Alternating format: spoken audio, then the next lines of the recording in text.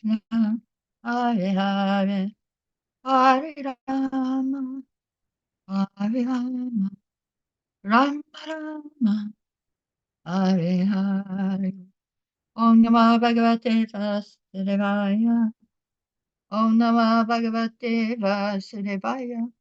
Om Namah Bhagavate Vasudevaya.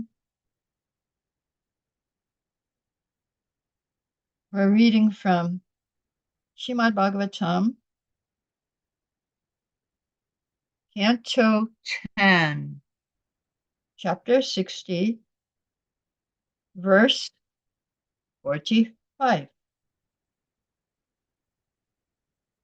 Tvaksma Sudamana Kakesha Pina Hamantar Mam Shasti Rakta Kimavit Kavapitavatam Jiva Shavam Vajati Kantamati Vimurha Yet Yate Parajama Randa Ajivati Stri. Translation: A woman who fails to relish the fragrance of the honey of your lotus feet becomes totally befooled, and thus she accepts as her husband or lover a living corpse, covered with skin, whiskers, nails, head hair, and body hair, and filled with flesh, bones, blood, parasites, feces, mucus, bile, and hair. Report. Here, Lucretia's chaste life makes a quite unequivocal statement about material sense gratification based on the physical body. Sri Vishnu Chakravarti comments as follows on this verse. On the authority of the statement, Savaipati Syad Akutobaya Swayam 5:8-20, he indeed should become one's husband who can remove all fear. Shri Krishna is the real husband for all women at all times. Thus, a husband who worships someone else as her husband simply worships a dead body. Shri Vishnu Chakravarti comments further. Rukmini thus considered that although the sweetness of Lord Krishna's lotus feet is well known, and although he possesses an eternal body full of knowledge and bliss, foolish women reject him. An ordinary husband's body is covered on the outside by skin and hair, otherwise being filled with blood, feces, flesh, bile, and so on, it would be overwhelmed with flies and other vermin attracted by its bad smell and other offensive qualities.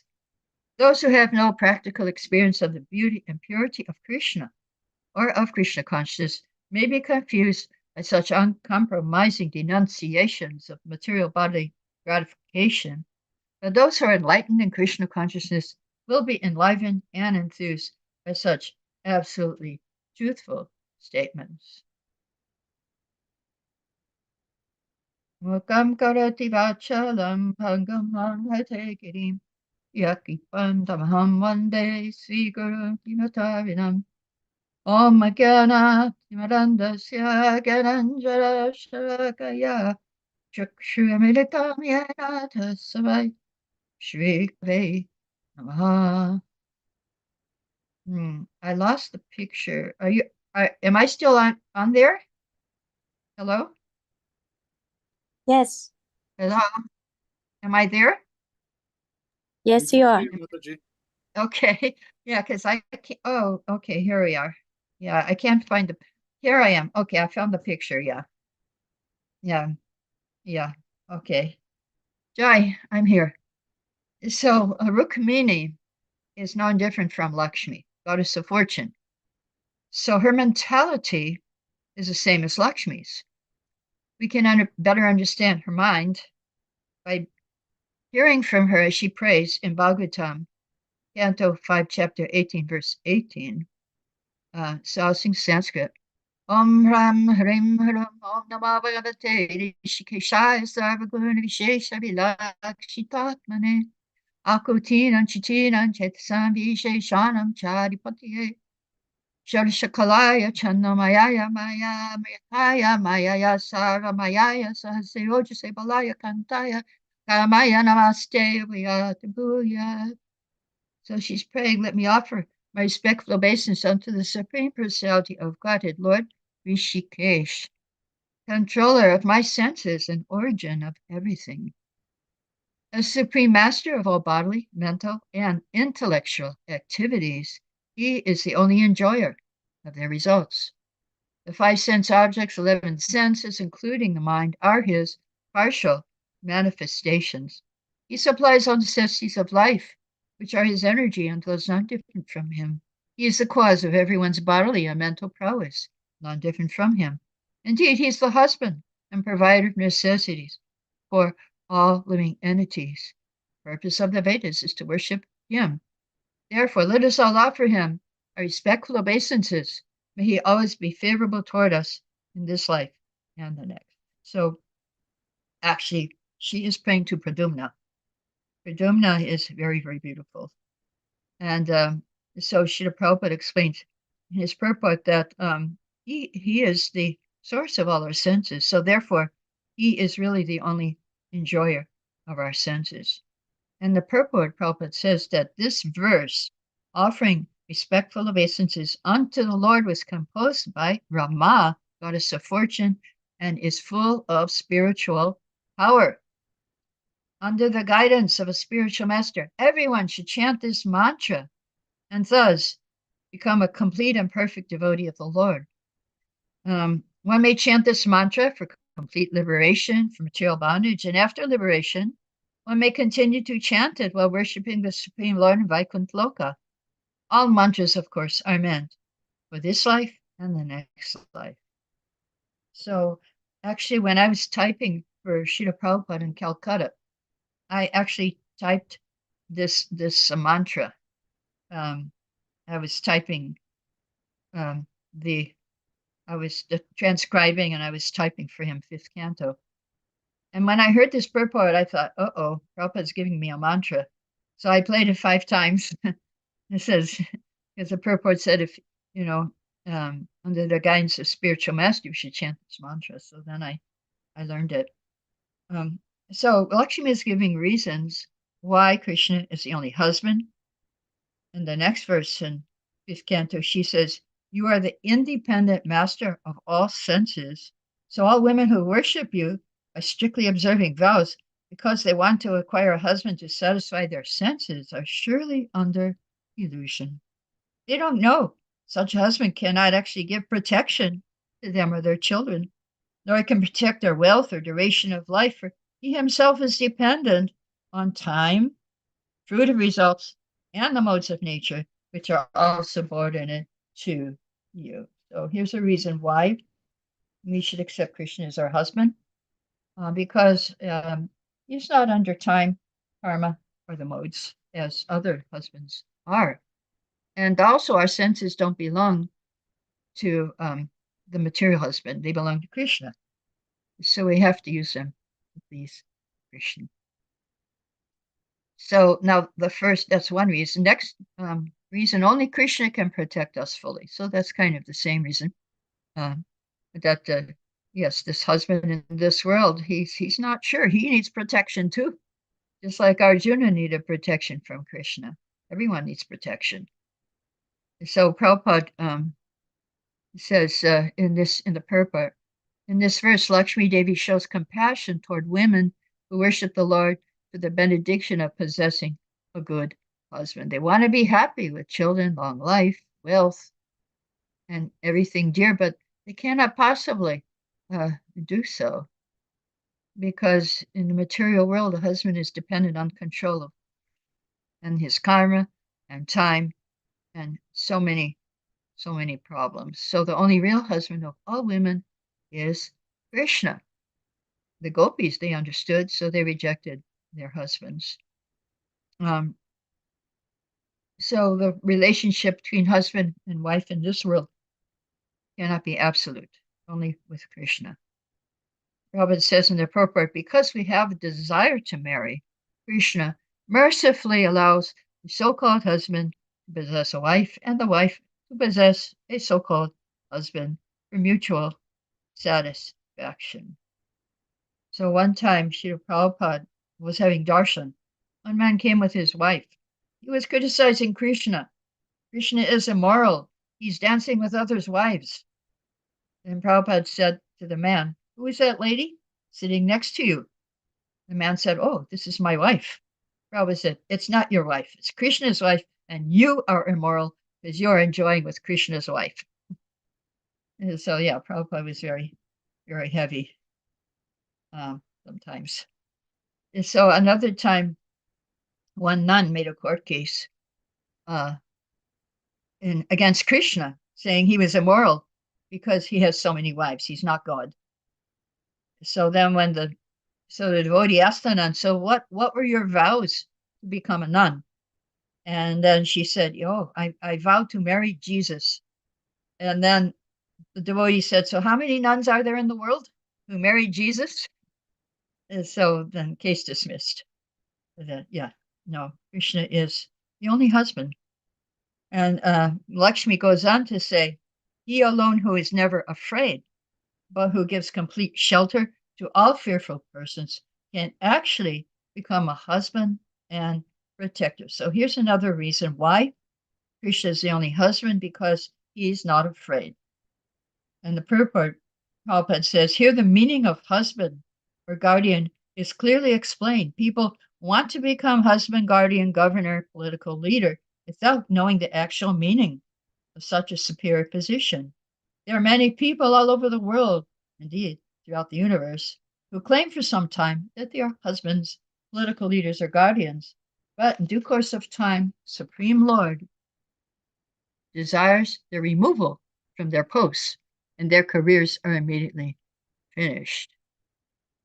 Therefore, those who are actually learned and advanced in spiritual life do not accept any husband, leader, or maintainer other than the Supreme Personality God. So Krishna is not afraid of anyone. Everyone's afraid of Krishna in the form of death. So he only can be the real husband. So he can be, because he's not afraid, he can give protection. The third reason Lakshmi gives in verse 21, she said, you automatically fulfill all desires of a woman who worships your lotus feet in pure love. However, if a woman worships your lotus feet for a particular purpose, you also quickly fulfill her desires, but in the end, she becomes broken-hearted and laments. Therefore, one need not worship lotus feet for some material benefit. So the third reason why to accept Krishna is only he can fulfill all your desires. The husband cannot fulfill all your desires. He doesn't even know all your desires, but Krishna knows. Krishna knows what you want, and he can give you all desires. But of course, to serve Krishna means to serve him as he desires. And so that's why in the beginning we have to follow regular principles. And then after that, we will understand, after practicing, what Krishna desires. So Lakshmi Devi, she's advising devotees to approach the Lord with material desires. According to her practical experience, the Lord is Kamadev. So Kamadev, yes. You don't need to ask him for anything material. Just serve him without any motive. So then Lakshmi says, oh, Lord, when they become absorbed in thoughts of material enjoyment, Lord Brahma and Lord Shiva and other demigods and demons undergo severe penances, austerities to receive my benedictions. But I don't favor anyone, however great he may be, unless he's always engaged in the service of your lotus feet. Because you are in my heart, I only favor the devotee. And then Lakshmi says, your lotus palm is the source of all benediction. So your pure devotees worship it, and you mercifully place your hand on their heads. I also want you to place your hand on my head, because you have my golden streaks on your chest. But this, I don't get the hand on my head. It's like Prahlad got it. Prahlad got the hand of Lord Nrsingadev on his head. We just heard the Shingalila a couple of days ago. And he put Prahlad on his lap, and he put his hand on his head. So this is very causeless mercy. So we can get causeless mercy also, even though we may not be born in a Brahmin family. How to do that? By chanting. Srila Prabhupada said we can have the same mercy that Prahlad got. And so now we heard the reasons why Lakshmi is saying that Krishna is the only husband. Let's hear Rukmini's reasons. Well, First, she says Krishna's body is beautiful, eternally youthful, and ordinary men are a living corpse. Second, Krishna has a wonderful fragrance. Ordinary men stink and attract flies. That's the second reason why Krishna is the only husband. And then in Krishna book, uh, Srila Prabhupada explains this verse. A man in this material world is just a dead body. In fact, superficially, living entity is covered by this body, which is nothing but a bag of skin, decorated with a beard and mustache, hairs on the body, nails on the fingers, hairs on the head.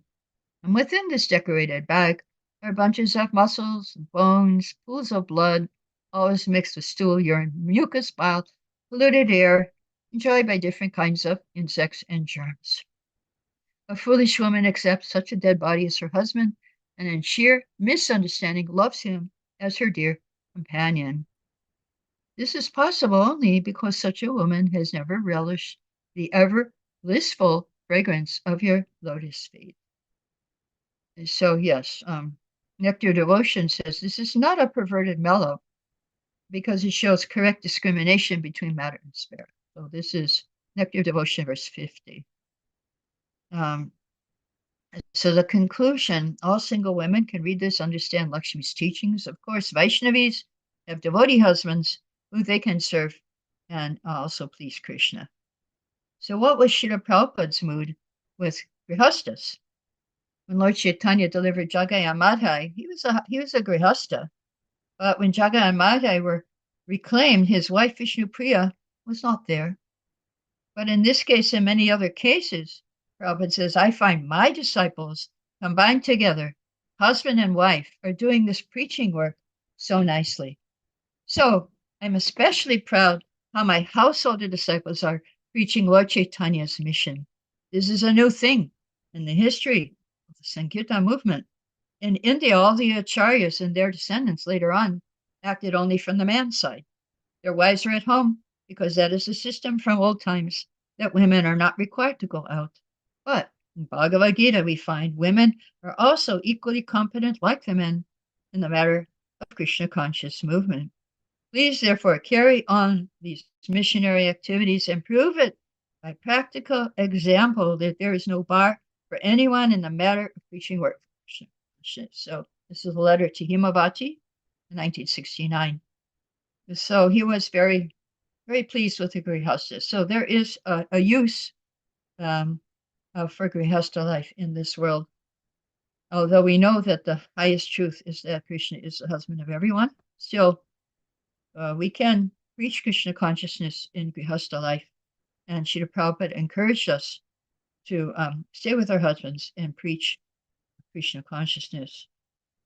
Now another point Prabhupada says that acharyas give the example.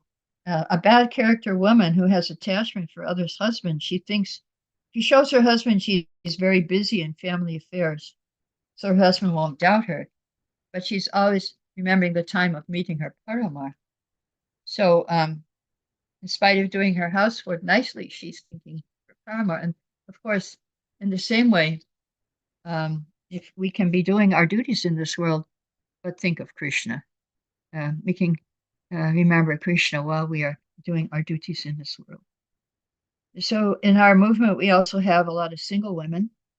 And so, and those, we single women can think, actually, yes, it's Krishna. Krishna is my real husband. Prabhupada said in a lecture, Krishna is protecting the women. He said in his lecture in New York, 1966, on the verses 9th, Bhagavad Gita, 9th chapter, verses 21 to 32. Prabhupada said that either you become woman or Shudra or Vaishya, whatever you may be, it doesn't matter. If you simply take to Krishna consciousness, the Lord is there. He'll give you all protection, and gradually he will help you. One who's in Krishna conscious platform, he's already in the liberated platform. So Krishna will protect you if you are surrendered to him and engaged in devotional service. Even if you're single, you can go back to Godhead. And Prabhupada did say, as far as girls and boys, lecturing in the morning doesn't make a difference. Either girl or boy, devotees may deliver lecture if they choose to do. We have no distinction of bodily designations, male or female. Krishna consciousness is on the spiritual platform. So anyone who is a devotee, following in the line of disciplic succession, can give lectures on teachings of Bhagavad Gita. So in Montreal, he said, you want to love? You love Krishna as your husband, and you'll never be cheated. In Krishna book, the gopis also say the same thing, that you are the dearmost personality. Placing our faith and love in your personality, we are assured of never being bereft of husband, friends, sons, or daughters. If a woman accepts you as a supreme husband, she'll never be bereft of her husband, as in the bodily concept of life. If we accept you as our ultimate husband, then there is no question of being separated, divorced, or widowed. You are the eternal husband, eternal son, friend, eternal master. And one who enters in a relationship with you is eternally happy. So if you make your friendship with Krishna, it won't break. If you love Krishna as your husband, he'll be the best one, and there'll be no divorce. And so when Guru Das was taking sannyas, Prabhupada gave a lecture on Guru Das in San Francisco, 1975. He said, Guru Das, he's a very innocent boy. I got him married. His wife is also a great devotee, Jamuna. So now Jamuna has taken a very nice path. She has also become sannyasini, although there is no sannyasini for women, but she has voluntarily taken. She's doing very nice. Therefore, I advised her husband, you also take some. And so, yes, so we can think, that, yes, if we're alone, if we're lonely, single women, we can think, yes, Krishna is there for me. Don't worry. And if we're married, we can also think, yes, Krishna is there for us. Krishna is there for me. So I'll stop here if there's any questions, comments. Comments first.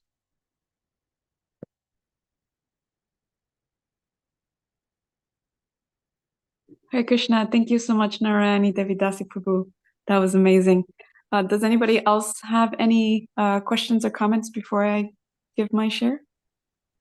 Okay, well, I wanted to appreciate, especially the biggest points of how for all jivas, no matter what body they're in, their only husband is Krishna. And I turned to my material husband and I was just like, Krishna's your husband too. And he was like, yup. Very matter of fact, he just accepted. It was great. And I love the idea of Krishna protecting everyone, no matter like what body they're in, and that even if you are a man, like in a male body, that you still need Krishna's protection. So I was wondering, like, how do we understand that protection? I had given a class before about like material protection versus spiritual protection, and I was just wondering if you could also give us a little bit of clarification on those distinctions, please. Thank you. Yeah, actually, we can refer to a verse in Bhagavad Gita which explains that. So I'm going to go to chapter 9, verse 30. Is it 32? Let me think. No. 20. I think it's 22. Let me try. Yeah, I think that's the verse. Ananyas chintiyanto mam ye jana payapasate desha nityabhyuktanam yogakshema vaham yaham. So those who always worship me with exclusive devotion, meditating on my transcendental form, to them I carry what they lack and I preserve what they have. So this is protection. Now in the purport, Prabhupada explains what sort of protection, that one who is unable to live for a moment without Krishna conscious cannot but think of Krishna 24 hours a day, being engaged in devotional service by hearing, chanting, remembering, offering prayers, worshiping, serving lotus feet, etc. Such activities are all auspicious and full of spiritual potencies. By the mercy of the Lord, such a devotee never comes back to this material condition of life. Shema refers to the merciful protection of the Lord. So the Lord helps the devotee to achieve Krishna conscious by yoga. And when he becomes fully Krishna conscious, the Lord protects him from falling down to a miserable condition life. So the protection that's described here in the purport is we get protected from falling down to material life. That's the protection. Our spiritual life is protected. Yes, that's important. I think let's see. Let me also check verse 31 to see if that adds something there. This is Bhagavad Gita, chapter 9, verse maybe 30. 31. Yes. Yeah, again, protection from fall down, accidental fall down. So this is the protection, is spiritual protection. Yes, that we need because we're in the material world and we can, we can also, get attacked by Maya at any stage in our devotional service. We're not, pure devotees, perfect devotees. So anywhere along the way, it's possible that we can fall down. So our protection from Krishna is from fall down. Now, His Holiness Sacinandana Swami has a really nice prayer. And he says, my Lord, this difficulty, I cannot handle this with my intelligence, with my abilities. There's no way I can solve this problem. So I'm praying to you for protection and maintenance and protection. So protection, in that sense, he's saying, protect me from being in a very difficult situation which I can't handle. Please put me in a situation I can handle, and so I can go on with my devotional service. So yeah, that's also there. Actually, I should find that. I don't know if I can find it. But anyway, yeah. Is there any other question while I'm looking? Yes, we actually have a question in the chat from Siham. They ask, is it up to us or to Krishna to decide the nature of our relationship with him? If we decide that he is our husband, then we are automatically pushing back on the option of being Krishna's parent, friend, etc. Is this analysis correct? Yeah, it's better we don't choose, what is our relationship with Krishna, but be open, because we do have our relationship already. It's in our heart, but it's covered by our material identity, our false ego. We don't know what is our relationship with Krishna. By chanting Hare Krishna, then our real relationship becomes uncovered. But it doesn't hurt while we are in this material world to also accept Krishna as our husband. It may change by our chanting, especially for single women, I would say. But generally, no, it's going to come. It's we may be parent, we may be a cow, we may be anything. So yeah, it's not good to try to do something artificially, actually. But we can think of him that as our father, as our husband, in the sense of giving us protection, maintaining us, like Gita says. I will give you what you lack and protect what you have. So he protects our spiritual things, our spiritual life. Yeah, that's a very good point. Don't try to artificially jump. But at the same time, it's you can address Krishna like that. You're the husband of everyone. So, I'm also a woman, and so I'm begging for you for protection in this way. But of course, that may change as you uncover yourself by chanting. It may change. Thank you, Narayani Prabhu. And we have more questions in the chat, but we want to give the temple room a chance if there's any questions or comments from the temple room. Mhm. No? Oh, wait. Sorry, we had to mute it because there was background noise. Go to the chat. Okay. So the question from the chat is it normal to have a fear to develop any specific relationship with Krishna because it is a responsibility and even reciprocation, even from my end, is required? So I didn't get that last part. Reciprocation from Maya? No, she says because it is a responsibility and reciprocation, even from my end, is required. Okay, I'm also getting lost here. I'm trying to find. Would I you like can't to find my. clarify my end? Yeah, Thank you so much. yeah. Please. Yes. So I think I have fear of or desire of wanting multiple relationship with Krishna, but I think I'm very mindful because I know that living, working, I also think I won't be able to fully devote to developing Krishna in a relationship with Krishna on multiple rasas, if that makes sense.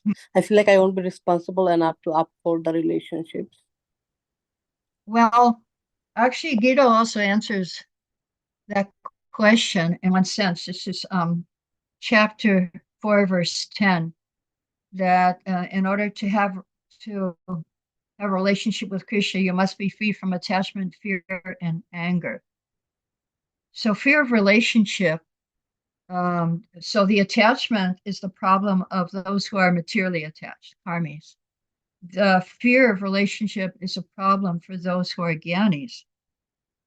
They're afraid of relationship because they're thinking it might be like the relationships of this world. And so their fear of intimacy and relationship. So I'm not sure if that's your case, if you have a natural fear of relationships, or is it just a relationship with Krishna that you're afraid of? I will meditate on that. Thank you. Yeah, you can read chapter 4, verse 10. Yes, thank you. Because it is saying that if we have an impersonal kind of view or conception of life, then that fear of relationship, fear is part of it, and especially fear of relationship. That yeah, you can think about that. That it could be that your past conditioning of fear in that sense. Okay, any other questions?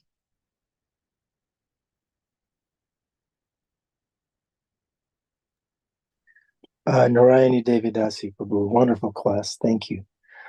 I was listening to Mahatma Prabhu's class the other day, and he was making this point. He was describing 108 reasons not to surrender to Krishna.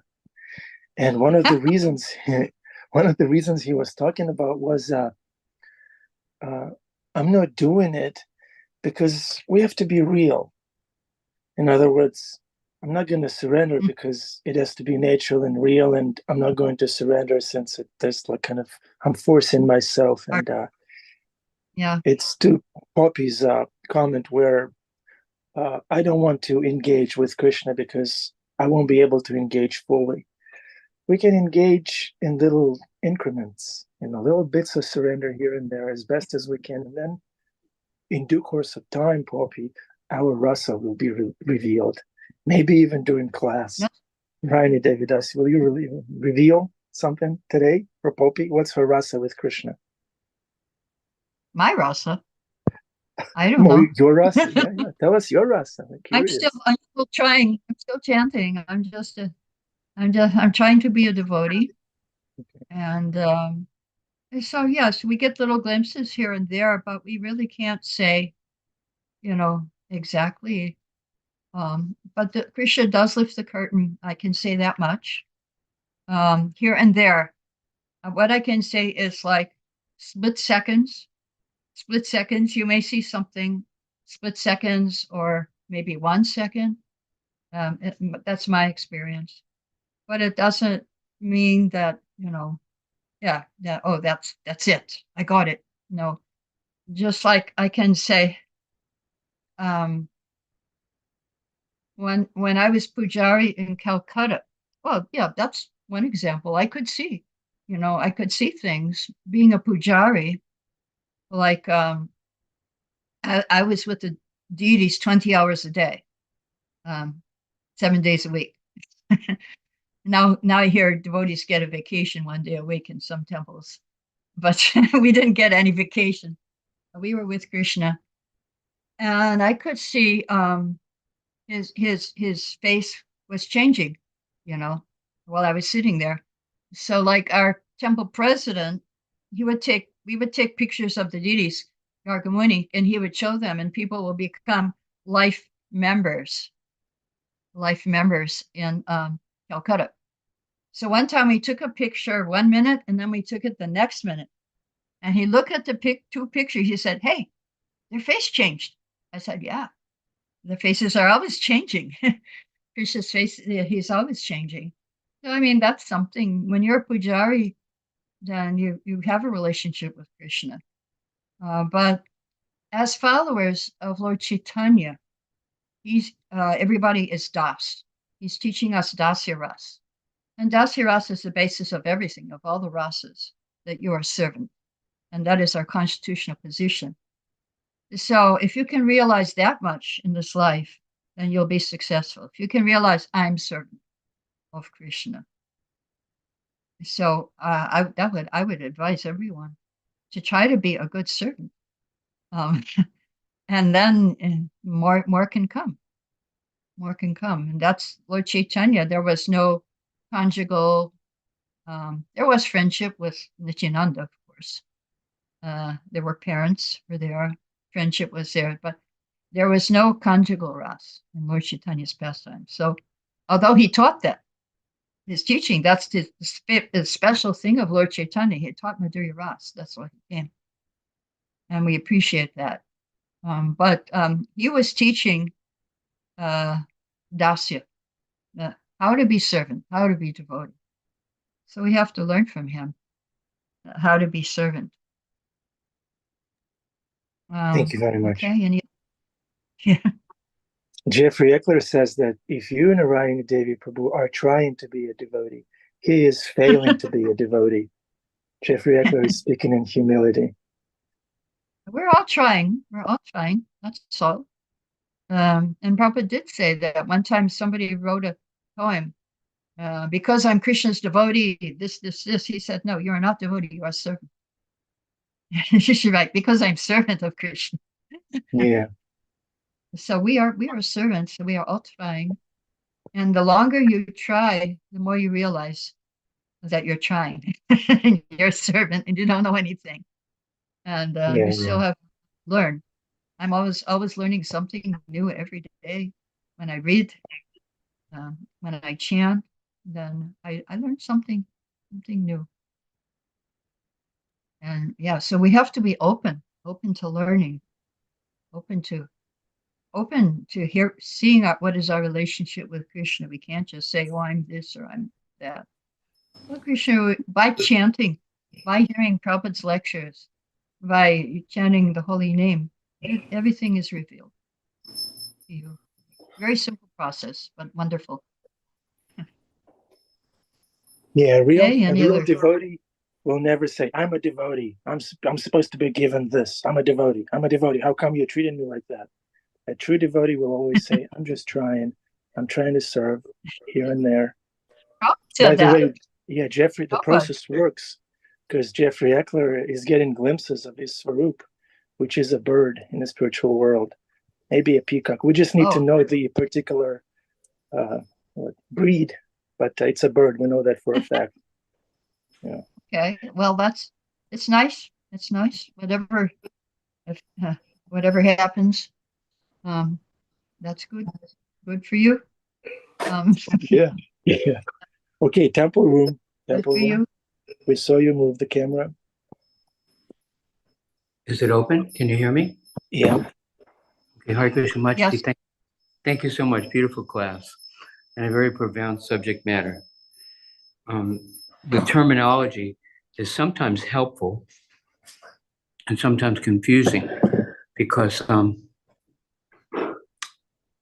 like they say, there's a point where an analogy breaks down, right? So Hmm. we were talking yesterday and today about everybody, especially Mother Rukmini was saying, that this is the best husband, and anybody who wants any other husband in this is like making a big mistake. So we all should get married to Krishna.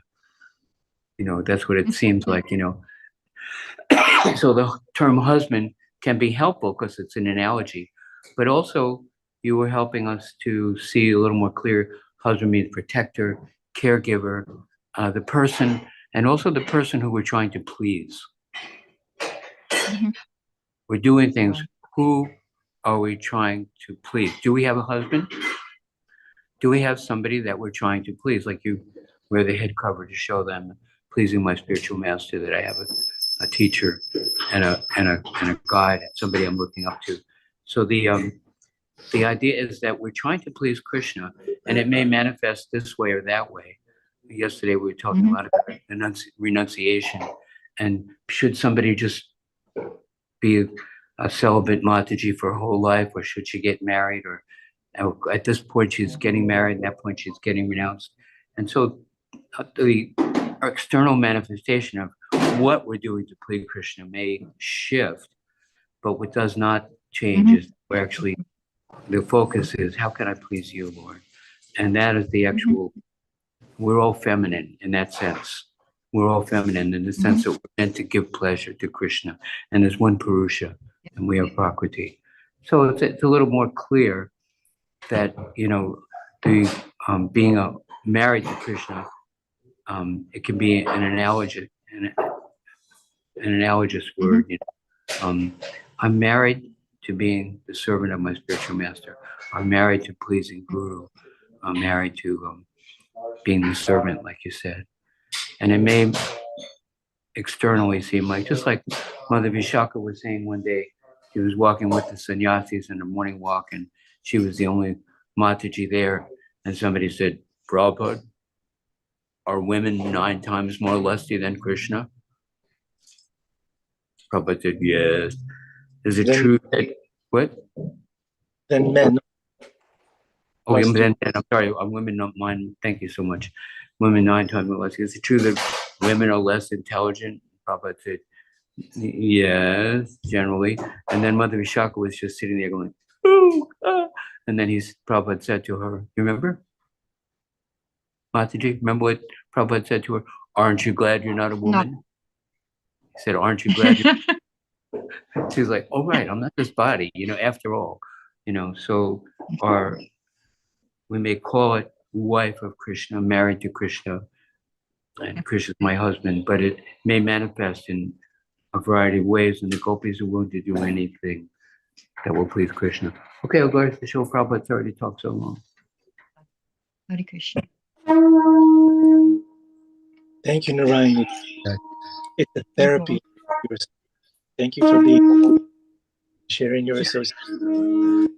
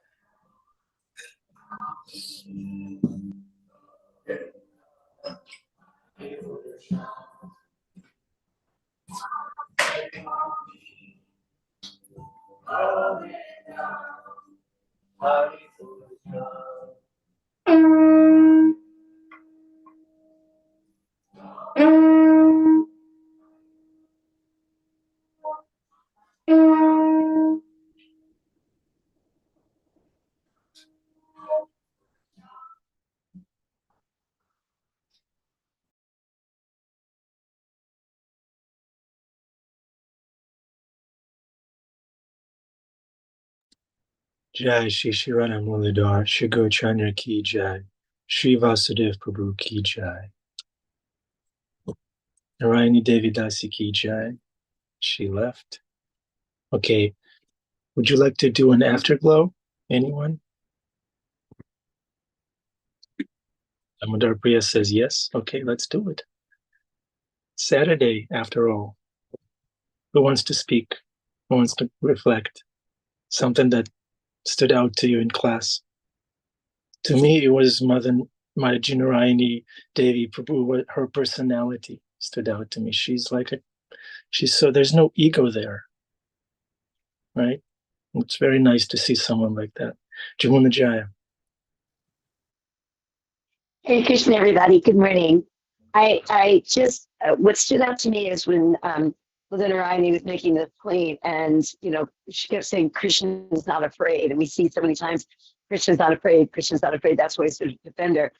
Except that one time he is afraid, and that's of his mother, and just the sweetness of the Damodar pastime, which makes it even the more sweet that he's not afraid. He's not afraid because he's God, but he does that beautiful pastime of running and those stars running down his cheeks and quivering and biting his lips, all for that beautiful rasa that we celebrate so much, the Damodar pastime. So when she said that, she was like, right, he's not afraid, except when he wants to show us this loving reciprocation between mother and child, which is what we often say is the closest thing we can get in the material world to bhakti. So that just really stuck out to me today. Hare Krishna. Thank you, Jamuna Jaya. Yeah, there's so much intimacy there. It takes so much intimacy to get into that kind of relationship with Krishna. Yeah, thank you. Yeah, it's all about intimacy. We just want to be intimately connected to Krishna, to other servants of Krishna, in the form of our friends and fellow devotees. That's the best. Intimacy is the best. Okay, Stephanie. So yeah, I just love the fact that she brought up verse 922 in this, because really in any relationship we're called to help each other, right? And serve each other. And just this whole idea of Krishna preserving what we have and carrying what we lack helps me to know that he's always got my back. He's always there for me. He knows exactly what I need. And we are on this marathon of a journey. And the more raw authenticity we bring into our intimate relationship with Krishna, the more he shows us that he really does preserve what we have and carry what we lack. So that's one of the verses that's so close to my heart and has been for my entire journey on this bhakti path. Thank you. Yeah, Krishna never lets us down. He's always there. She's our saving grace, our lifeline. I like how you said raw authenticity. I'm taking a note here. Raw authenticity. Can hardly pronounce that, but it's so cool. Okay, who's speaking next? I mean, we understand that the Krishna's devotees may be female or male. So we've got some female devotees. They have spoken already. What about other type of prakriti? Gentlemen, where are you? Where are you, Prashant Prabhu? Where are you, Jeffrey Eckler Prabhu? Hare Krishna Prabhu.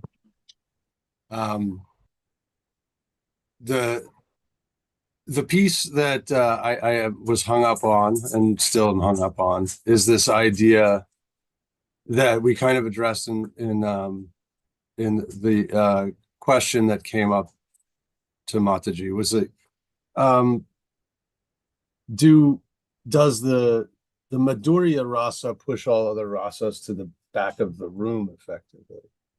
And the talk of that rasa having some sort of elevated intimacy to a certain extent, and for a lot of people, I think, myself included, there is a reticence or even a fear of intimacy, just with humans, let alone with the divine. And so, some people may take to a rasa of observer or a rasa of friend much more naturally to the devotee than to the Madhurya rasa. And so sometimes there's this implied hierarchy in everything, because it's all based on Sankhya philosophy, which requires a hierarchy. But I don't know if that human philosophical paradigm is what seems to be imposing limitations on spiritual reality. Our need to list and our need to create hierarchies so that we can understand it, is that a real thing, or is that an imposed thing by us? Because the proof of the truth in that is ephemeral, almost ineffable. And so it's all well and good for us to have order and structure to our philosophy, but in practice, sometimes that order and structure is felonious and robs people of the human ability to connect.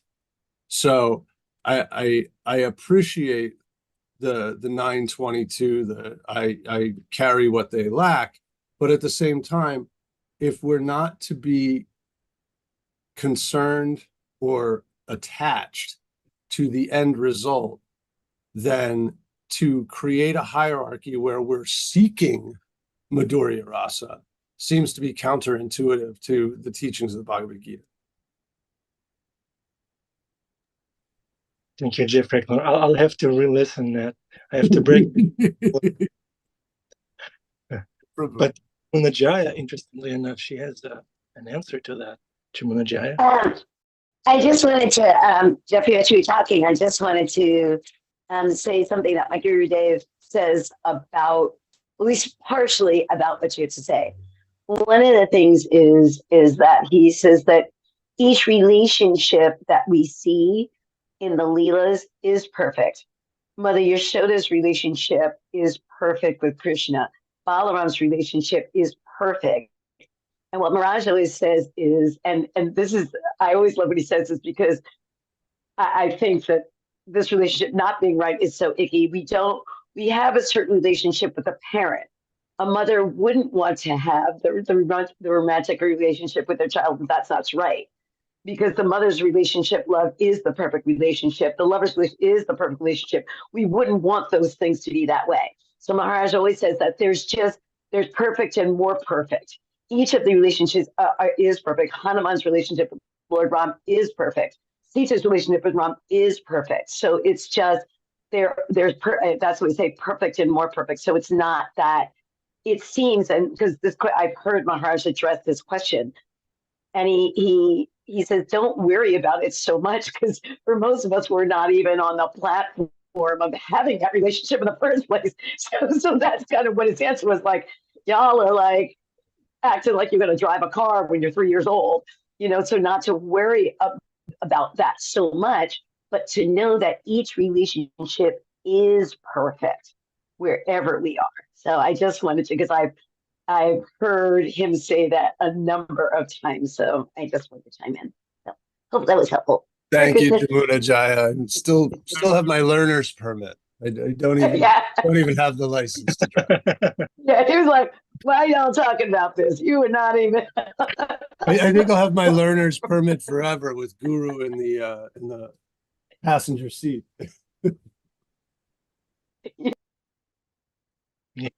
I'm driving a toy car, thinking I'm in control.